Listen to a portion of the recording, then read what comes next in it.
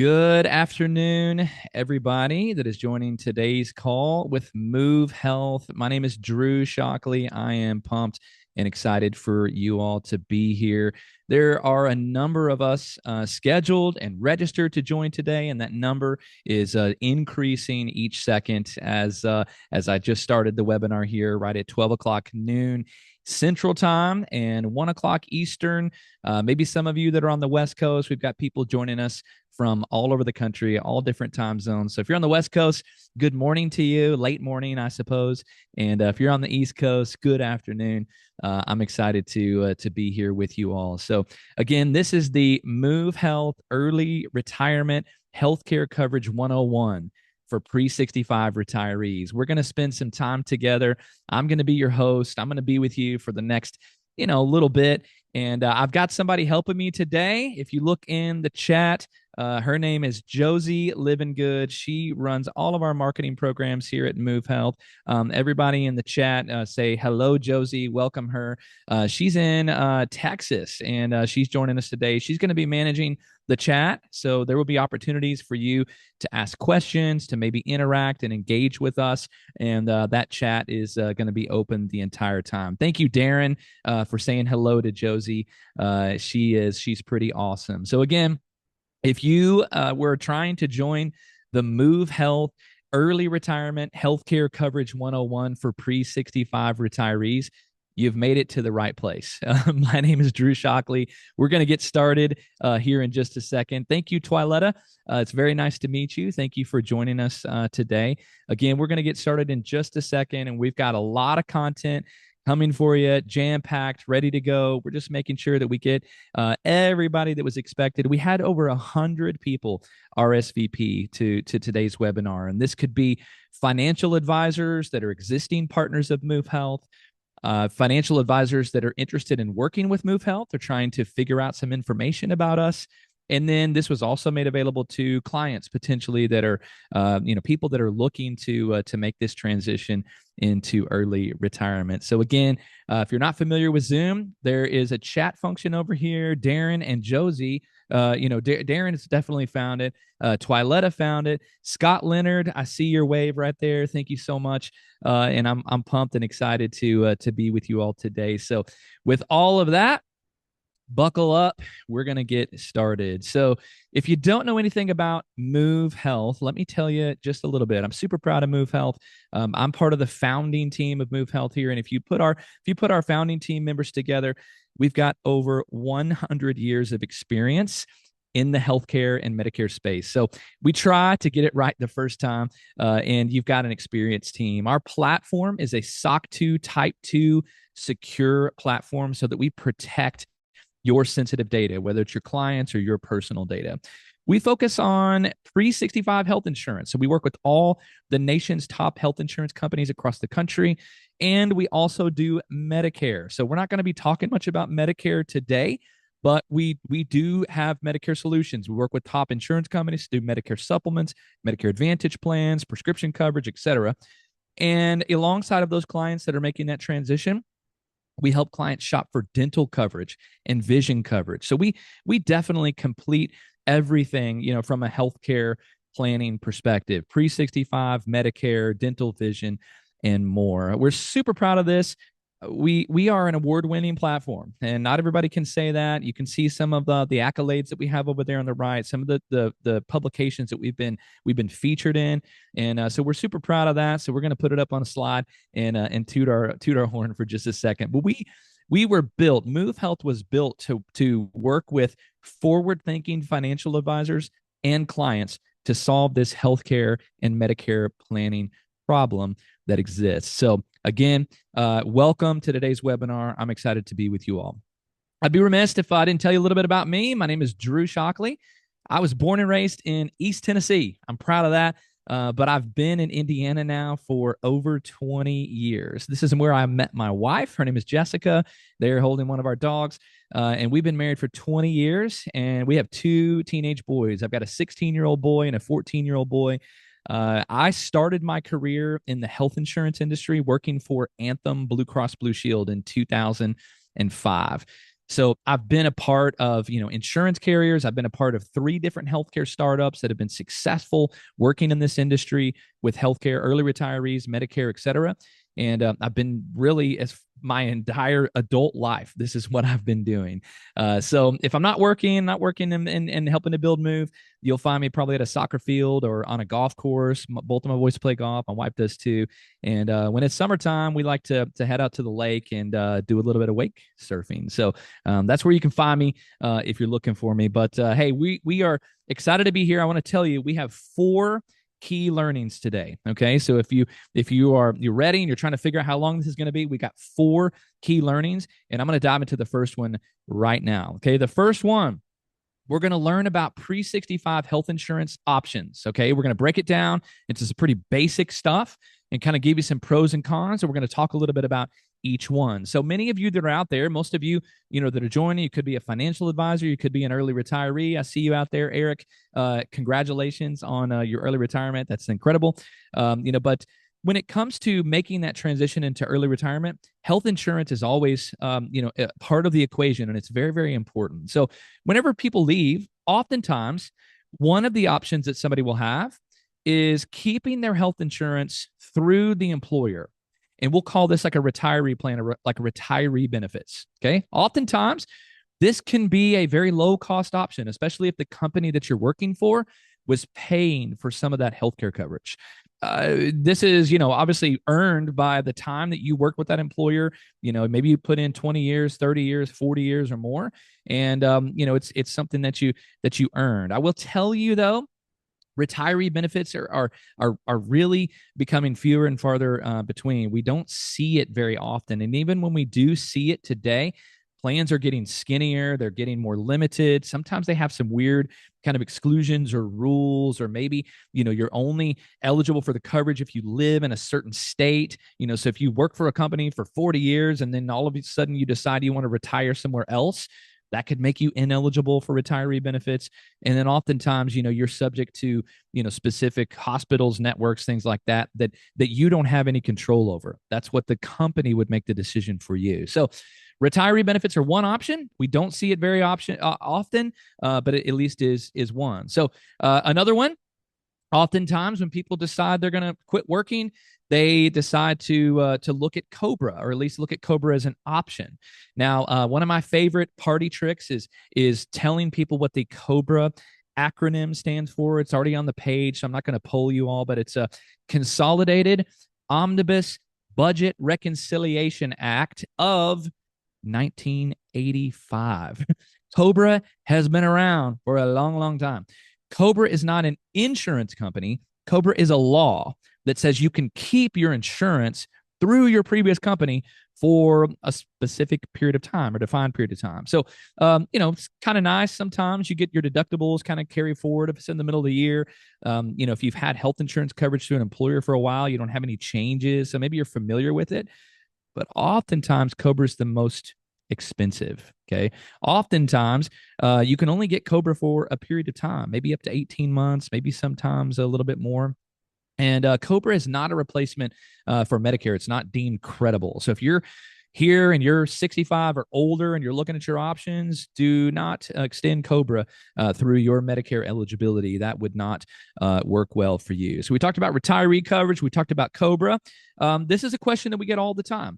What about short-term insurance? Can I get short-term medical? Maybe I only need coverage for a small window, maybe 3 months or 6 months. And that's an option. That's when we might see people use short-term medical insurance. Typically, short-term medical plans, you can get PPO networks, you can get multi-state networks. Oftentimes, short-term medical plans are lower cost than an Affordable Care Act compliant plan. We're going to talk about in a second. And you can buy short-term medical in most states year-round. So you don't really need a special enrollment period, but short-term has some options. Or excuse me, short-term has some cons or some negative things. Most really none of the short-term medical plans are ACA compliant. You don't get any coverage for pre-existing conditions, pregnancy, prescriptions, stuff like that. Most of them you have to medically qualify for. So you'd have to actually apply for them and you could be turned down. And then depending upon where you live, you may not even be able to buy short-term medical plans. So we got retiree coverage, we got COBRA, we got short-term medical. What's next? Well, how about we talk for a second about healthcare sharing programs? We get this question all the time. Just for some fun facts, there's about 2 million people covered by healthcare sharing programs, typically faith-based healthcare sharing programs. And these are non-insurance alternatives for individuals and families that are wanting some sort of healthcare option outside of their job. We love healthcare sharing programs. Many of our clients over the years have utilized healthcare sharing programs. Oftentimes, healthcare sharing programs can be less than half of the cost of an Affordable Care Act compliant plan. I mean, they're significantly less, from a month to month commitment basis. Usually, healthcare sharing programs have large networks and PPO networks oftentimes. And with a healthcare sharing, you can enroll really anytime. But you got to be careful with healthcare sharing programs. They're most of the time they're not subject to the ACA rules. So you may be exempt from the rules by joining the program, but there's not going to be any coverage guarantees. Since it's not an insurance program.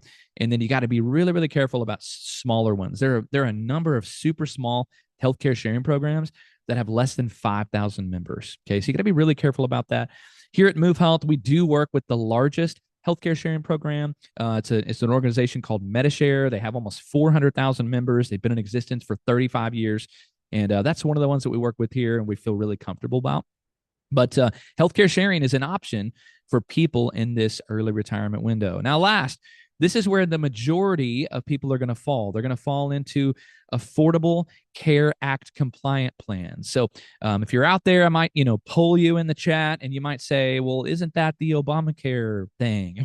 or isn't that the ACA? Is that the marketplace? Is that the government? Well, yes, Affordable Care Act compliant plans are plans that are subject to the rules of the Affordable Care Act law that was passed back in 2010, but are offered through insurance companies. Okay, so it could be Blue Cross Blue Shield, United Healthcare, Ambetter.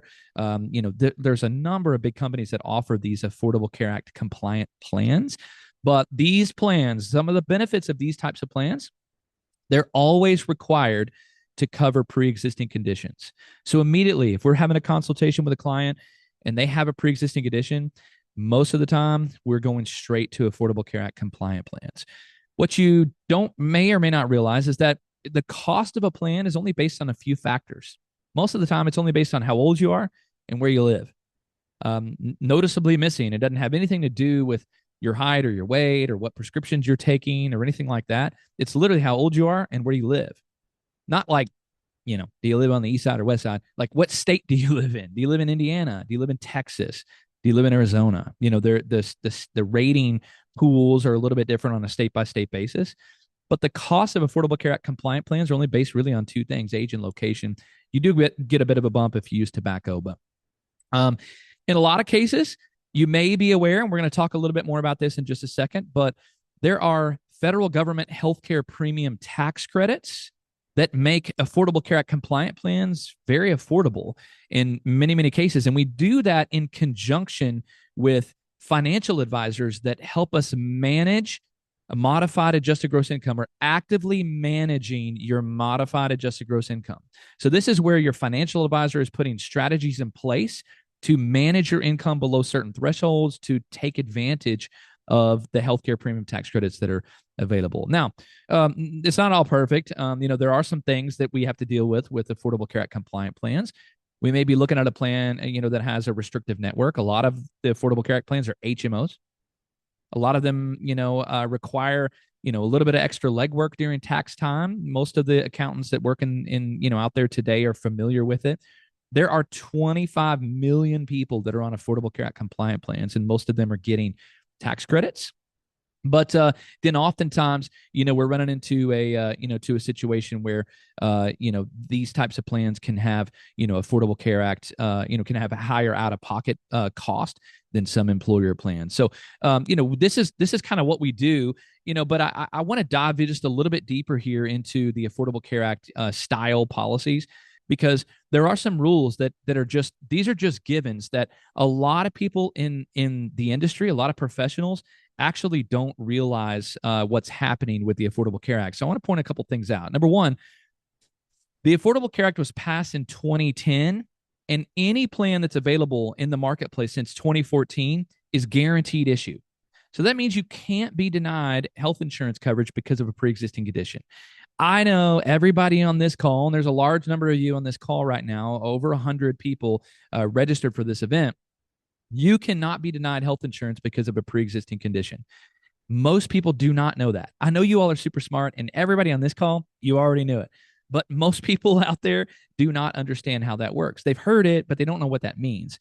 And then race are kind of impacted on what I told you just a moment ago, really age, location, and where you are. And then whenever you buy a plan, you're not buying government insurance, you're buying healthcare coverage through the Affordable Care Act. Okay, so just a quick recap. When people are kind of approaching this early retirement window, retiree plans, short-term medical, COBRA, healthcare sharing programs, or Affordable Care Act compliant plans, with the vast majority of people in this window enrolling in Affordable Care Act compliant plans. Okay, so that's takeaway or key learning number one. We're going to move on to key learning number two, and we're going to dive a little bit deeper in advanced premium tax credits, because really, if you hear nothing else, if we spend time together and you don't remember anything else, this is the key component that you can control, or your financial advisor can control, that can make healthcare coverage affordable in retirement. Utilizing these advanced premium tax credits, managing your income, effective income management strategies is the key. It is what we call the early retirement secret. So hang with me right here. Really dial in on this key learning number two, because we're going to teach you everything you need to know about advanced premium tax credits. So what are they? We've already talked about it a little bit, but it's basically money from the government, federal subsidy created under the Affordable Care Act. No, they're not new. No, they didn't go away. No, the government didn't do away with them. That's not how it works. We're going to talk about what happened, but they're still here, and millions of Americans are using them. And the purpose is to make healthcare coverage, more affordable. That's the Affordable Care Act law. This was the plan. It was money given from the government to reduce healthcare costs.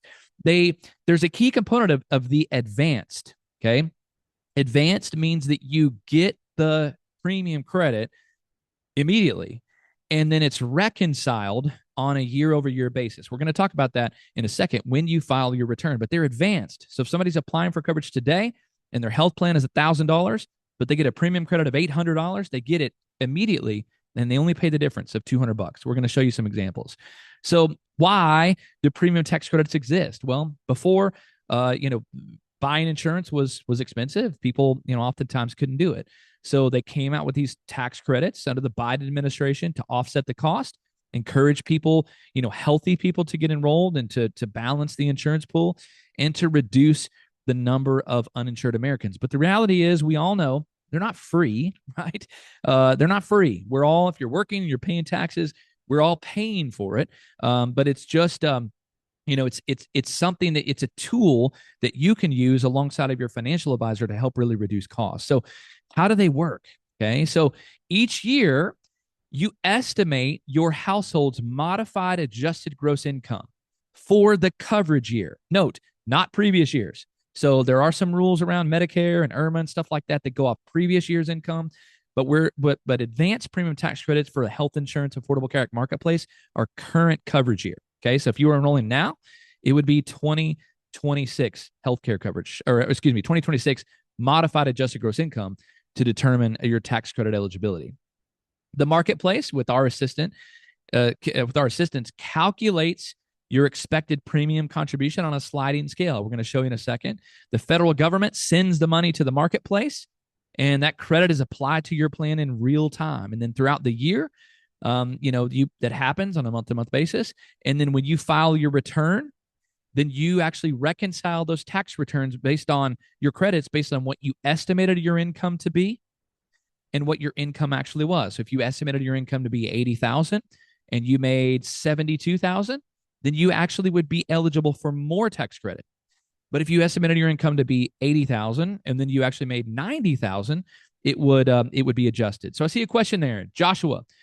A lot of modified adjusted gross incomes are different for different items. How do I calculate the modified adjusted gross income for this advanced premium tax credit? Great question, Josh. Modified adjusted gross income is very, very similar to AGI, the regular AGI that you see on the federal tax return 1040. The only difference is with modified adjusted gross income, you have to add in non-taxable Social Security. Okay, so watch if you have a client that's taking some Social Security, even though they may be under the tax threshold for that. With MAGI, modified adjusted gross income, you have to add non-taxable Social Security, some tax-exempt interest, and any type of foreign income. There's all kinds of information about there. We've got great information on our site, which is movehealth.io. You can find that information there, and we've got a chart and everything that's necessary. I see another one. Says James Mendez. It says, don't you have to be mindful of the 400% on an annual basis, which controls the subsidy that you get? 100%. And I'm going to show you the current modified adjusted gross income chart to maximize advanced premium tax credit in just a second. So James, incredible comment. But yeah, you got to really pay attention to it. This is why it's important your financial advisor is in tune with what you're doing from a healthcare perspective. Okay, so who can get them? We're going to show you a chart in just a second. Who can get them? First of all, you got to enroll through the marketplace to get them. You got to have an income between the 100 and 400% of the federal poverty level, and you can't be covered by a job, Medicare or Medicaid. Okay, so I'd flip it a different way. You can't be covered through a job. You can't be covered through Medicare and Medicaid. You have to enroll through the marketplace, and you have to have an income within a certain window. Okay, we're going to talk about that. But most people have no idea. Tax credits are not new. We've been doing healthcare premium tax credits for over 12 years. This is not new. And the income window was always up to 400% of the FPL for 2014, 15, 16, 17, 18, 19, 20. In 2021, buried in the American Rescue Plan Act, this is when subsidies became available for higher incomes. Okay, this passed under the Biden administration. They offered enhanced premium tax credits, and they did that through the American Rescue Plan, and then they actually approved this through the year 2025. Okay, fun fact: if you were out there, yes, Nancy, that is correct. If you're on COBRA, you cannot get a tax credit. Okay, so if you're covered by an employer plan, COBRA, you can't get a tax credit. Medicare, Medicaid, no tax credit. You have to be buying your own insurance and within the window of 100 to 400%. So thank you. Great question. Keep the questions coming. Love that. I'm watching them. It's over there on my other screen, but I'm watching.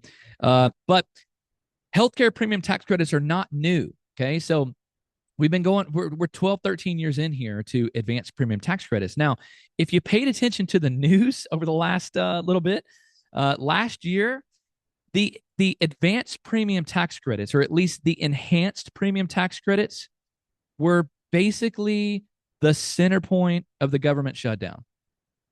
Sadly, we had this kind of argument going back and forth, and there was a bunch of information flying around, but the vast majority of it was over the enhanced premium tax credit, which is made available to people in the individual market. Granted, let me give you some data. There's 330 million people in the country living in the U.S. today, okay? 25 million people, 25 million buy Affordable Care Act compliant plans. 96% of people in that window are at or below 400% of the federal poverty level. Most people in that 25 million were unimpacted by the enhanced premium tax credit subsidies expiring. But some were. Many of you, maybe if you're working with a financial advisor, you have a higher, income threshold because you've been smart, you've saved, you're, higher net worth. Maybe this was impacted in the financial advisor world a little bit more. But if you look at the market, it didn't impact a lot of people. So most people were unimpacted whenever we reintroduced the 400% of the federal poverty level, the income cliff, to go back to how it was created under the Biden administration. This is the way it worked. And when they passed it in 2010, it was 400%. When they launched it in 2014, it was 400%. And it was the same all the way to 2021. In 21, they blew the lid off.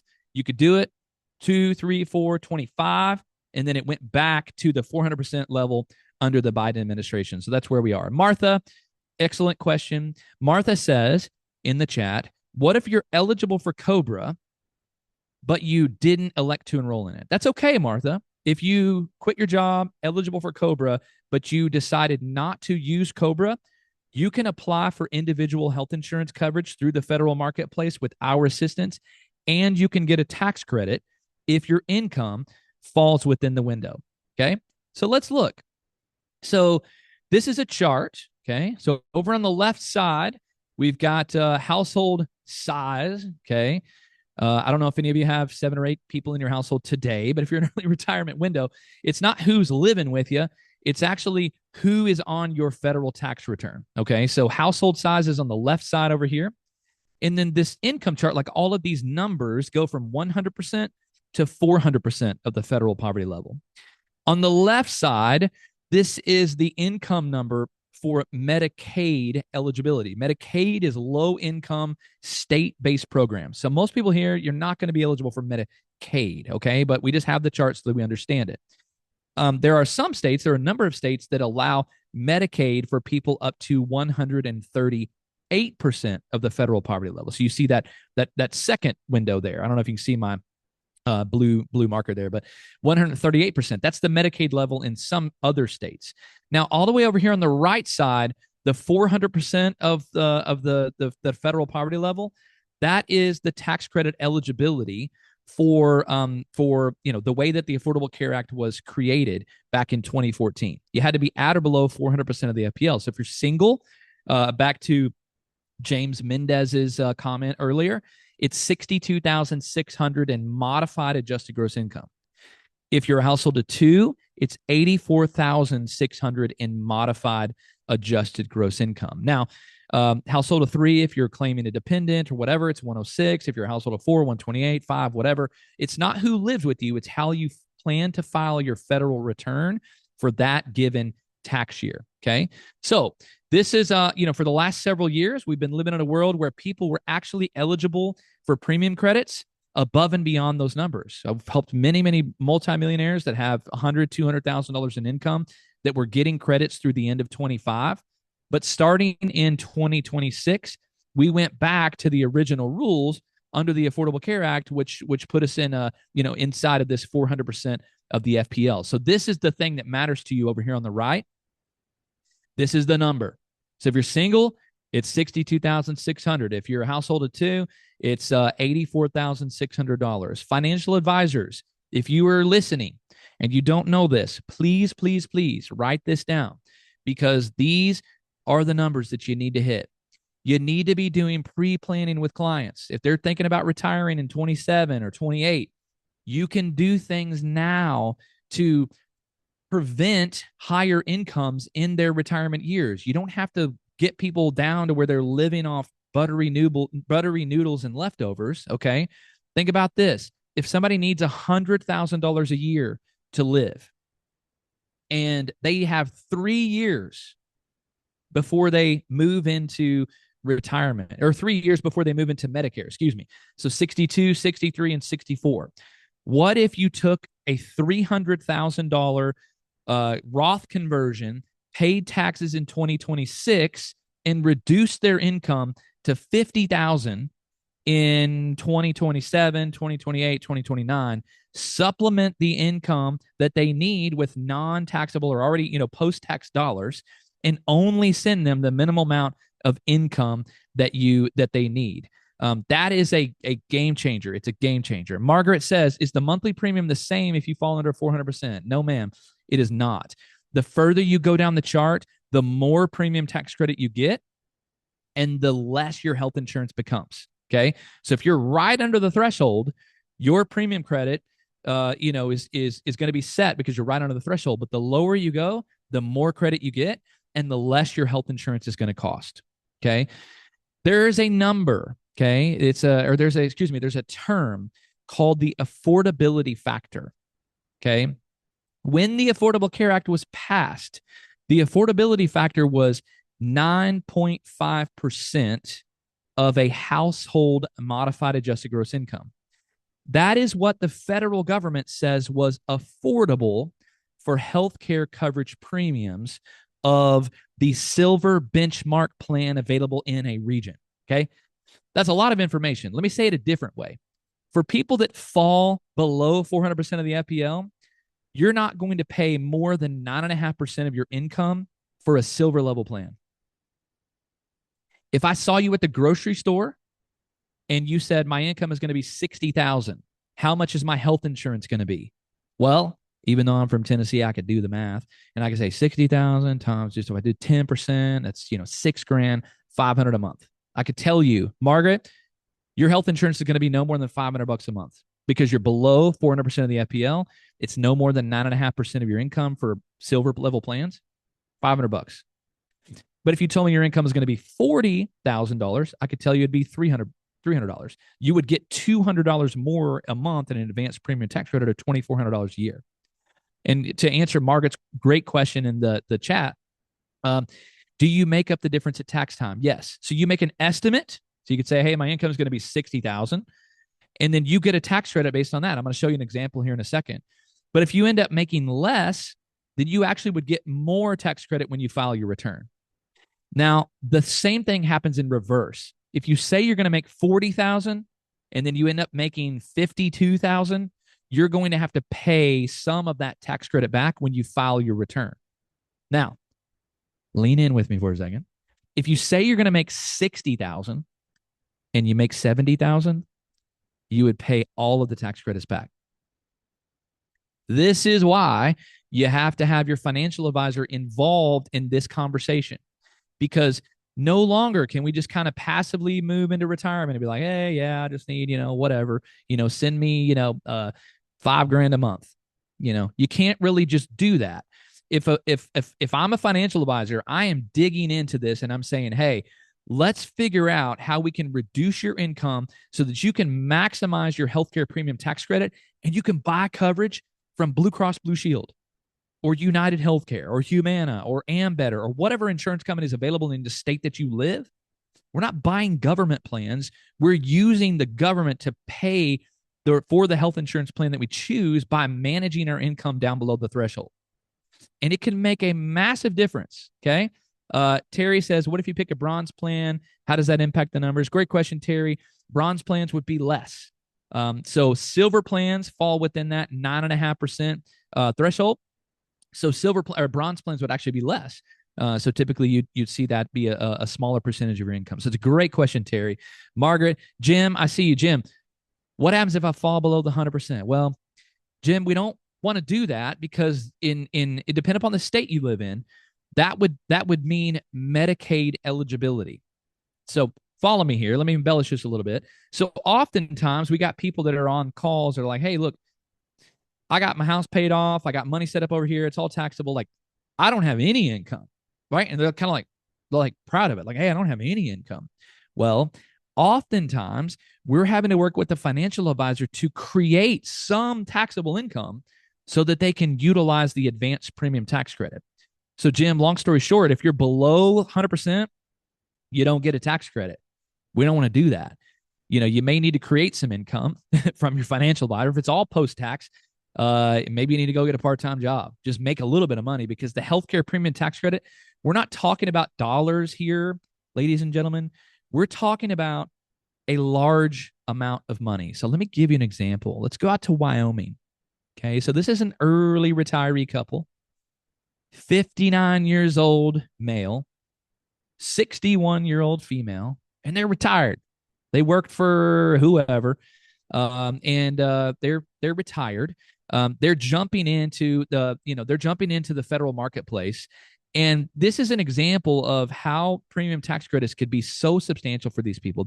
This example here, they're eligible for $2,800 a month in a premium credit, over $30,000 a year. So we're not talking about dollars here. We're not talking about small change. We're talking about a lot of money. So if you don't learn anything else, you need to learn how to do this, how to manage income, how to work with your financial advisor, and how to maximize the advanced premium tax credits. Okay. All right. Key learning number 3. It's 34 minutes after the hour. I don't know about you. If you need to stand up, move around, take a drink, whatever you need to do. But hang with me. We just got two more points here. Key learning number 3. We're going to talk about health savings accounts for a second. Okay. You're probably familiar with them. A lot of employers offer them. But there was some pretty significant changes with the One Big Beautiful Bill last year. So OBBBA, say that 3 times. Right now, high deductible health plans are now able to offer telemedicine benefits. So that's like benefits you can get where you can call a doctor over the phone in an HSA compliant plan. Now, in 2026, all bronze level plans are HSA compatible. Okay. So if you have a bronze level plan, you can get an HSA. It doesn't have to have HSA in the plan name. If you have a bronze plan and it's Affordable Care Act compliant, you can do an HSA. Okay. Note that. Direct primary care, very common, very popular. DPC is very, very popular today. Now it's an eligible HSA expense. So pretty big deal.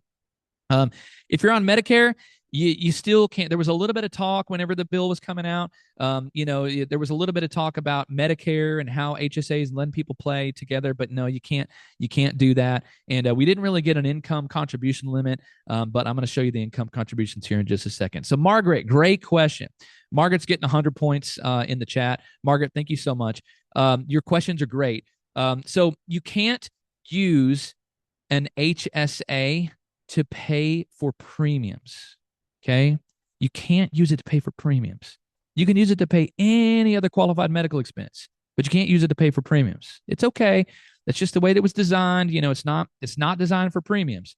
There are other ways. Like, it's much more important for you to manage your income down, take a tax hit later, and then get those advanced premium credits. But great question. So I got another great question here. Scott says, what are my insurance options if I don't qualify for tax credits? Your Magi is over 84,000 and you have a pre-existing condition. I'm 58, wife is 62. Well, Scott, it's easy. Most likely, we need to look at an Affordable Care Act compliant plan.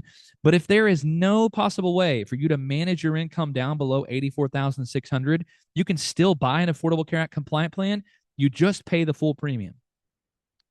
So you still enroll in an Affordable Care Act plan because it covers pre-existing conditions. It has gold, silver, bronze plans. It has all the bells and whistles, but you just don't get a tax credit.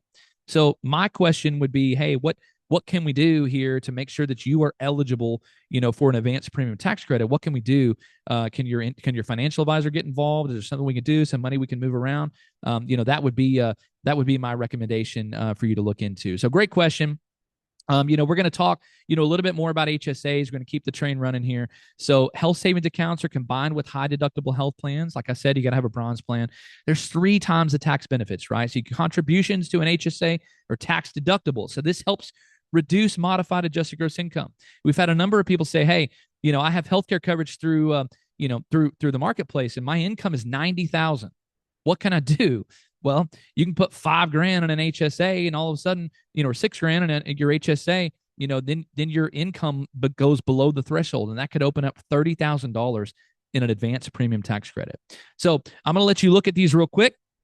I'm going to make a change to a cable here, just really, really quick, just one power cable. I'll be right back.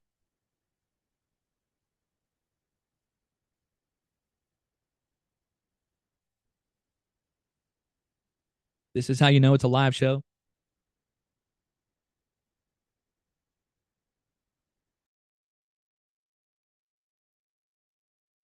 Okay, so this is the contribution limits. These are the numbers that you have here. As far as individual, you can contribute $4,400. If you're a family of 2, $8,750. And if you're over 55 years old, you can make $1,000 catch-up contribution. So a husband and wife that are both over 55, you can actually make over $10,000 a year in an HSA, tax deductible.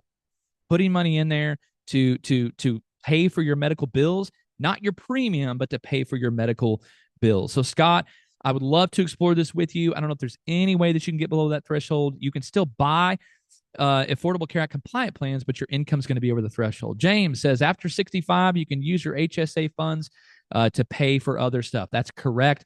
There are some pretty specific rules around that, so we'd love to explore that with you individually. But when you get to 65, yep, you got a fund there. You can use it to pay for other stuff, and it's very, very, very good to have money in an HSA. Okay, is an HSA right for you? Well, how are we going to know? Well, it's if you're looking for ways to keep your premiums down by taking a little bit higher deductibles, and an HSA is good for you. This is for people who can afford to pay a little bit more deductible. You want to take a $5,000, $6,000, $7,000 deductible, maybe 10 or 12, 14, and you want to use the tax benefits. This is awesome. People that just generally get their preventive care and are okay with a high deductible plan, HSAs are right for you. So a couple things. You got to be enrolled in an HSA plan to make a contribution. If you make a contribution later, they're prorated a little bit. In the last month, if you sign up in December and contribute the max, for the current year, you got to remain eligible through the testing period, which lasts through the end of the following year. And if you're on Medicare, you got to stop contributing to an HSA 6 months before you apply for Medicare. So this is pretty important. So there are some rules around there, and you can use your funds later, but you got to stop contributing to that. Okay, so we've had 3 takeaways. We've got pre-65 health insurance options. We've talked about Affordable Care Act, and now we've talked about HSAs and what the One Big Beautiful Bill did. Last point number 4. We're going to talk about timeline and action items. So it's 12:40. 40 minutes after the hour, my time. We're going to be wrapping soon. Stay with us. There's going to be time for you to do Q&A, so just hang out with us. But we're going to talk a little bit about timeline and action items, okay? So when can you sign up for healthcare plans? So Terry, great question. They release that income chart every year. So we've got the numbers out. They'll be coming out for 26 very soon, but it's small, minor adjustments, but it typically goes up. We're still roughly 62 for a single, 84 for a household of 2, and that's roughly where it's going to be for 26 as well. So, hey, I'm 57. I want to retire. What should I do? Okay, well, you can stop working, and if you lose healthcare coverage through a job, then you would have a special enrollment period. Okay, so if you leave a job, lose Affordable Care Act compliant plans, or through a job, then you have to have a qualifying event. Okay, typically you can enroll in an Affordable Care Act compliant plans, but only if you have a qualifying event. This is not true for short-term medical plans or healthcare sharing programs. Okay, you can enroll in those types of products anytime. But if you have benefits like a retiree plan, typically you gotta, it varies there. If you officially retire, you typically have a, either a 30 to a 90-day window, but just pay attention to that. Now, for the rest of you, whenever we're talking about Affordable Care Act, if you're in an Affordable Care Act compliant plan now, the open enrollment period is in the fall. It's November 5th or November 1st through December 15th, and sometimes through January 15th in some states. But you got to do it each year. You got to work through that. You got to review your options. Who should do it? I mean, really, everybody should be reviewing their options. If you're a pre-65 retiree, small business owner, somebody that buys your own health insurance coverage, if you're on COBRA now and you want to explore internet early, you should do it during the open enrollment period, November, December. You can't do it in the middle of the year unless your COBRA is ending. Okay, so people who have had changes. So if you got a health change, you move to a different state, your income has changed, had a big income and it's down, whatever, you need to be reviewing your options. People that want to evaluate HSA compatible plans, people looking to optimize coverage, and people who really want to leverage that advanced premium tax credit. These are your next steps. These are the things that you should be doing. So Patrick, I see your question in the Q&A box. It says the HSA stop contributing 6-month look back rule doesn't go back before age 65. Great question, Patrick. Simple answer is just before you become eligible for Medicare. If you're eligible for Medicare before 65, then you can't really participate in an HSA, or you need to stop contributions. But if you also know that you're going to be coming up on Medicare and you're 64 and a half, you need to stop your contributions for there too. So great question. Josie, thanks for pointing that one out. Robert, I see your question. Robert says, can I take tax-free dispersions from your pre-tax retirement account to make contributions to an HSA? So great question, Robert. Let me answer that question in 2 parts. Okay. HSAs are tax-free vehicles for you to put money away, get a deduction, and then pay for your qualified medical bills. So if you have cash or money in a retirement account, that is, well, you said, tax-free dispersions. Can you move money from a pre-tax retirement account to an HSA? I believe you can. I think that's your question. I'm reading it at the same time I'm trying to talk. But typically the way that people leverage health savings accounts is they're taking money post-tax, putting it into an HSA to get the deduction. So like if you had $5,000 in income over here, you can put it into an HSA, get a $5,000 deduction, and it just stays in an HSA tax-free to pay for medical bills. And if you do that, you get a deduction at tax time. So that's how people are doing it. You might need to consult your financial advisor if you want to take money out of a retirement account and move it to an HSA. There's rules that the financial advisor will be able to guide you on. Okay, great question, Robert. Thank you.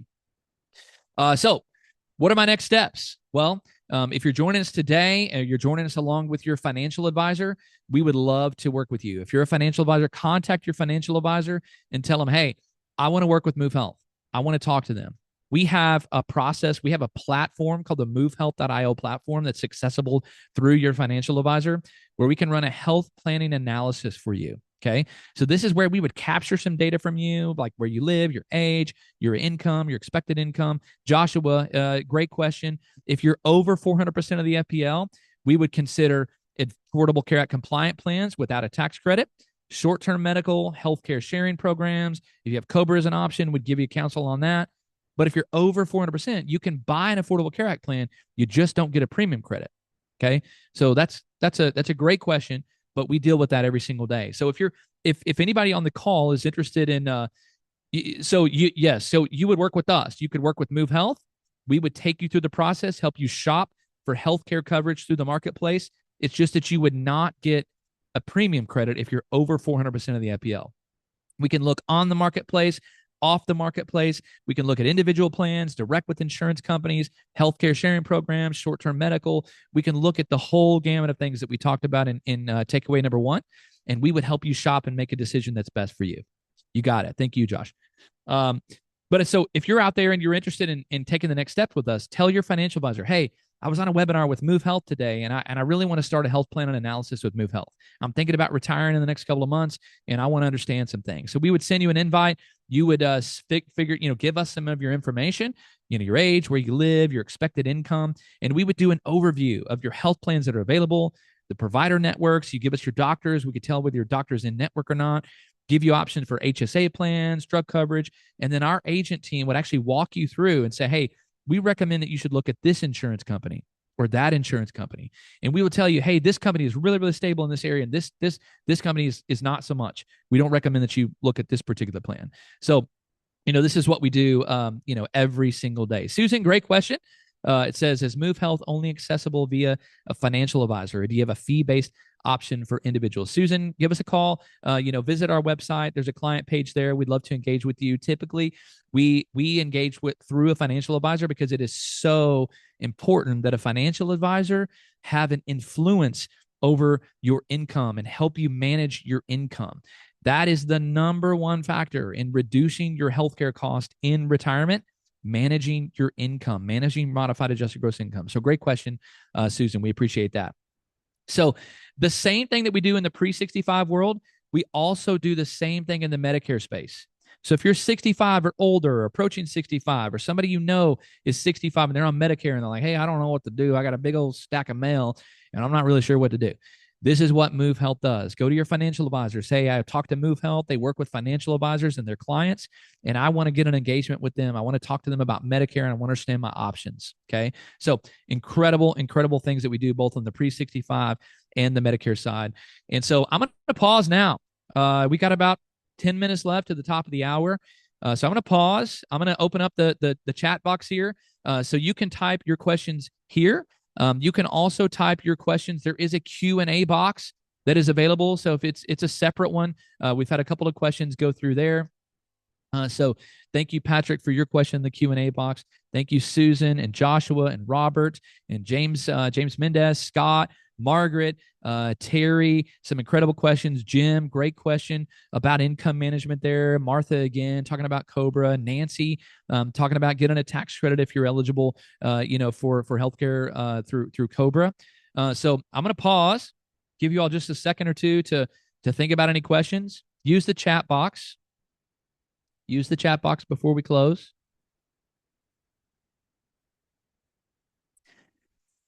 So while you're thinking about your questions, we've had some incredible ones today. While you're thinking about it, remember we had 4 key takeaways, four key learnings today. We were talking about the health insurance options for people pre-65.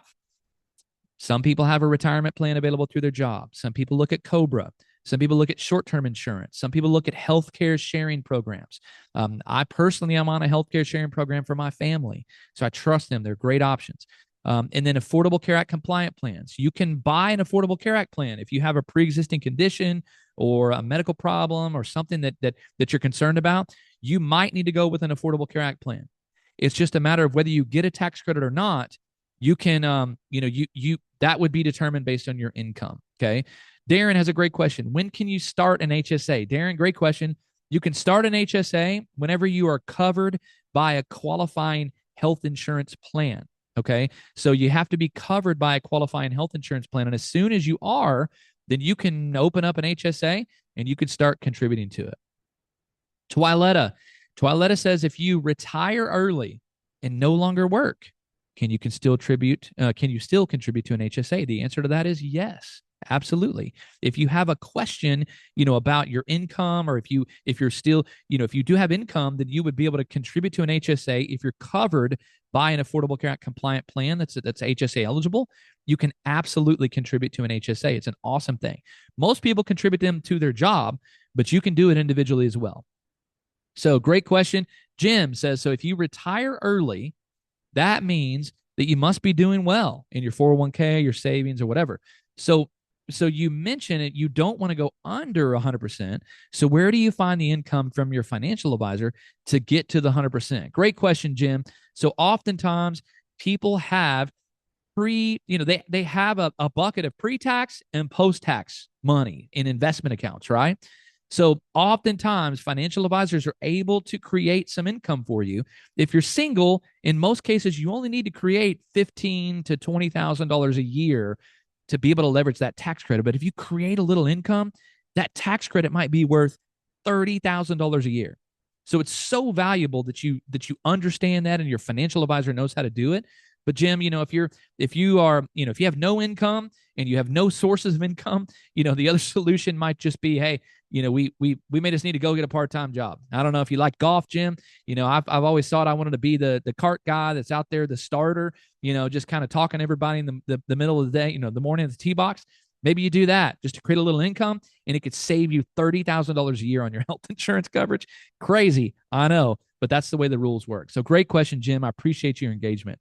Hugh says, Hugh, in a couple of years, I'll be over the 400% ceiling and wondering if any private plan options will be more affordable than full price ACA plans. Can Move help me find a sharing plan instead? Hugh, 100%. If you saw the first part of the webinar, the key learning number one was we help you review all of your options in the individual market. So there could be ACA plans on or off the marketplace, any type of individual plans. Private plans is a common thing that people say. There's not really like private plans, but there's insurance plans you can buy directly with an insurance company with Move's help. You can buy short-term plans. Healthcare sharing programs are widely used by over 2 million people. We love healthcare sharing programs. So Hugh, we'd love to work with you. Maybe there's a way that you could take some income early and then reduce your income for that window, kind of the example that I was given earlier. So we'd love to work with you, Hugh, and your financial advisor. Margaret says, I went direct to Move, but now I have questions on the modified adjusted gross income. Does my financial advisor just reach out to the main Move healthcare number? Is there a specific person or department? Margaret, we'd love to work with you. The way that this works and the way that it operates is generally we actually have a platform that a financial advisor could use. If you have a financial advisor, let's connect them to us via email, and we'd love to help. Terry says, I'm using Kaiser. How does that work with sharing plans? So Terry, I don't know what state you live in and where you are, but Kaiser is typically an Affordable Care Act compliant plan. Could be on or off the marketplace.